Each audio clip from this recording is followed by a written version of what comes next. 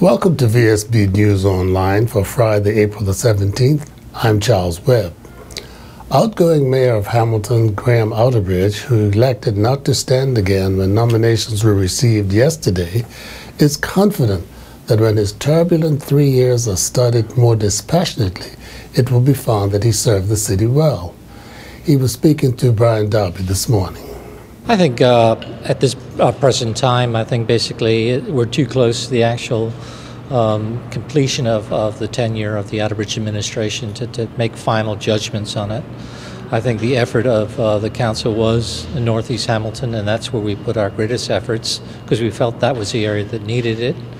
From a point of view of being mayor, is certainly a very different perspective from the outside looking and have a much deeper appreciation of what's involved in a very, very responsible position. And there's been great challenges, as there is always for leadership, to get everything right.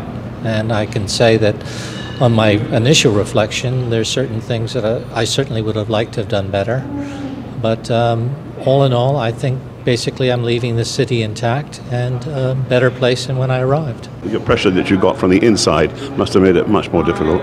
I think there was a cascading events that basically tested us to the fore, and I think that basically having critics is a good thing, but certainly some of it poured out into the public and made things that much tougher. But my colleagues did serve went in as a team in the beginning, although it became much more difficult to hold people together on key issues where there were great differences. So I think it's going to take a while to really judge exactly how this administration did. But I think it was a very tough one to be a part of because we at this particular juncture are going to be the only council elected by the resident vote, and that in itself was very controversial, being basically an elected team coming in on the back of a departing government. So there were some underlying issues on the national level that caused a lot of pressure. Would you do it again? I think at this point in time, I really have to put my effort in other areas. I'm a creative person by heart, and I think that basically I've certainly learned the extent of what moving mountains means, and I can't move them alone. And I certainly at this point in time, need to reflect on the 3 years that I've spent here. Police are investigating reports of what appears to have been a serious assault near the Bermuda National Library in Parlerville Park, Queen Street, yesterday afternoon. A man who had just exited the library where he had been using the computer service was reportedly accosted by another man who struck him to the ground and robbed him of his cash, leaving him with a head wound. Staff from the library and nearby shops came to the victim's assistance, and it is believed he has been hospitalized. A record number of 25 town criers from the UK and Canada are heading for Bermuda for the island's third International Town Criers Tournament, which takes place next week. Organizer Tamara Bradshaw explains how the contest, which previously was held by St. George's, has been taken over by the City of Hamilton and will be staged in 3 locations across the island in honor of its 200th anniversary. This is the 3rd time Bermuda has hosted this event, but the first time that us here at the City of Hamilton has hosted it. Previously it was hosted by the Corporation of St. George's. But this will still take place in St. George's? Yes, the competition takes place in the 3 main hubs of the island, St. George's, Dockyard and Hamilton. As a contest, as a final, semi-final type thing, or would it be everyone gets a chance? Everyone gets a chance. Each day of competition, it's a different subject cry. It's almost like a new day. And then at the end of the competition, all the votes get tallied together, and we have a competition winner of each day as well as of the overall competition. And the peppercorn ceremony in St. George's is the first? Yes, the competition is actually held after the peppercorn ceremony. That's Wednesday? On Wednesday, April 22nd in King Square. And then the second day of competition is in Dockyard in the Great Lawn, which is the lawn that's right outside the Clock Tower Mall. That'll take place at 11 a.m. And then on Friday we have the finals here outside City Hall at 11 a.m. Well, the public can attend. Yes, it's free and open to the public. We've invited the schools, we've invited seniors, the community. It's a group effort. Now, we're an expensive place to go to. Have we attracted many town criers? We have 25 town criers. Good Lord. Yes, we have a lot of town. This is the most that's competed in Bermuda. And will there be any Bermudians, or are they allowed to compete? No, our host criers are not allowed to compete. They are hosting the competition, and that is both our Hamilton town crier, Ed Christopher, and we have David Frith, the St. George's town crier, as a co-host. And while on the subject of town crying, the corporation has also hosted the first ever Junior Town Criers contest at City Hall today. 4 school students took part, and the judges awarded the first prize to Delwood pupil DeQuan Trott.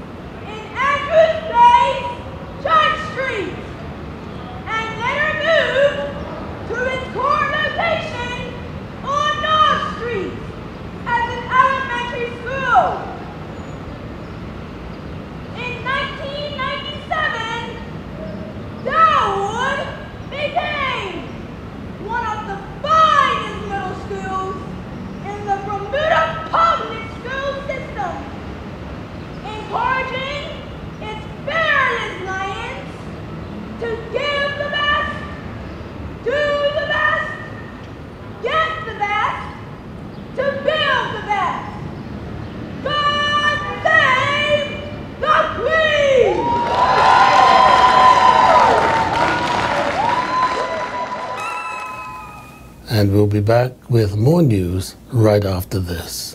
Great Trip Limited travel deals. Here's just a few. Las Vegas, $312. New York, $206. Orlando, $314. Boston, $243. Miami, $390. Atlanta, $355. San Francisco, $348. Chicago, $266. Taxes not included. This is for travel June 1st to August 31st. Sale ends Monday, April 20th. Stop by Trip Limited in the Washington Mall, Church Street, Hamilton, or call us today at 292-8747. It was since 1964 the venue for funeral and wedding receptions, fairs, concerts, and many events in the West End. Now, after severe damage by Hurricanes Faye and Gonzalo, St. James's Church Hall is in urgent need of help from the entire community to complete the renovations in 3 months' time. Anglican Bishop Nicholas Dale, flanked by Archdeacon Emeritus Dr. Arnold Hollis and Church Warden Jeffrey Butler Durant, spearheads the appeal. St. James's Church Hall has carried out many worthwhile ventures over the years, and our aim is to see that it continues to be a spiritual and a cultural mainstay in the Sands Parish, in Bermuda and beyond.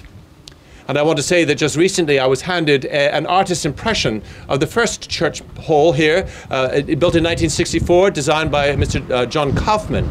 And it was built with a combined effort between the church, the community, and local donors, particularly the Mott family.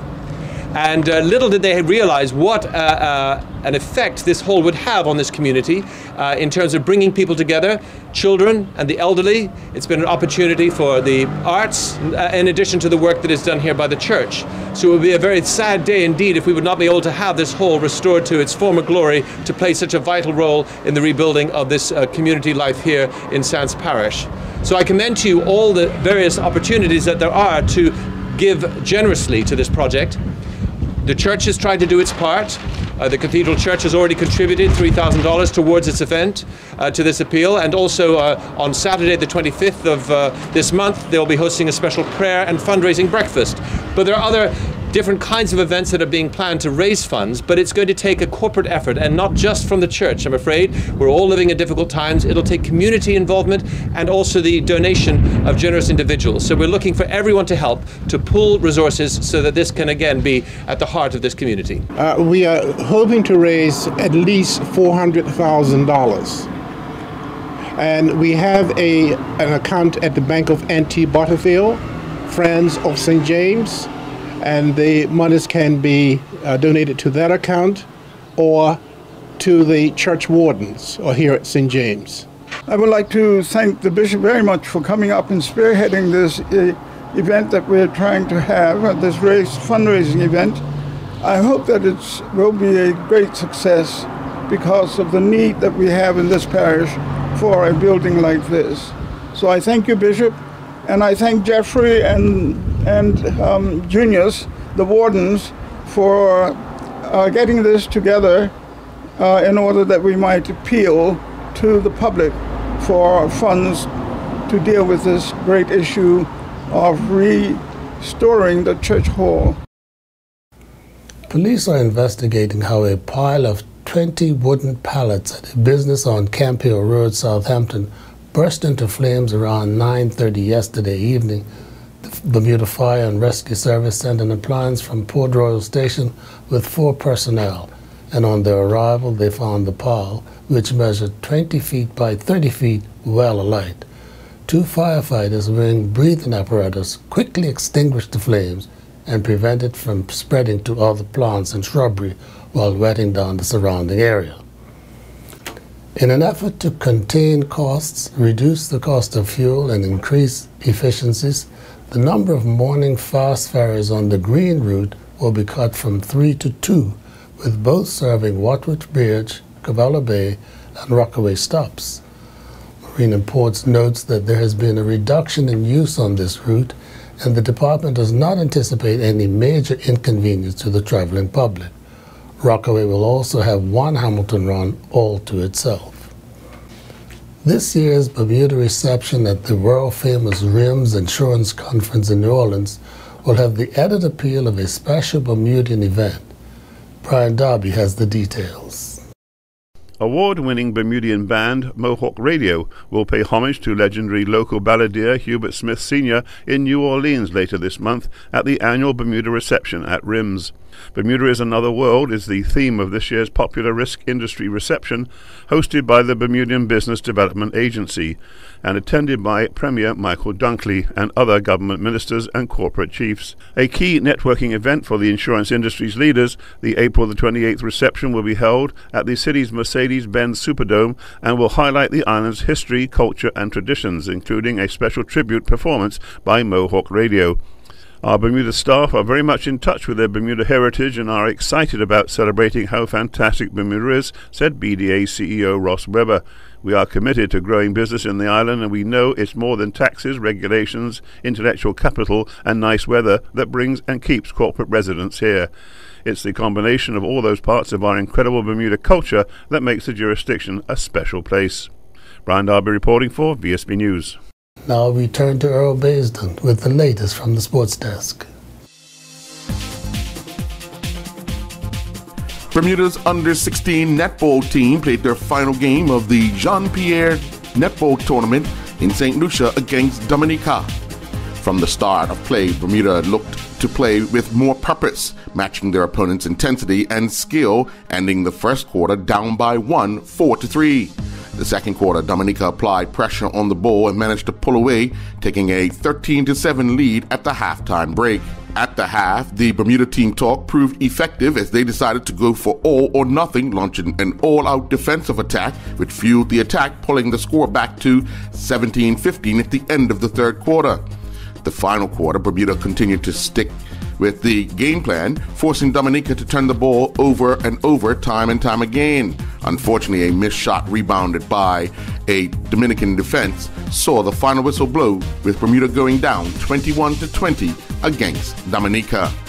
After a long evening of netball in the Jean-Pierre tournament, it drew to a close, with Bermuda placing third in the development group and receiving recognition for the most disciplined team.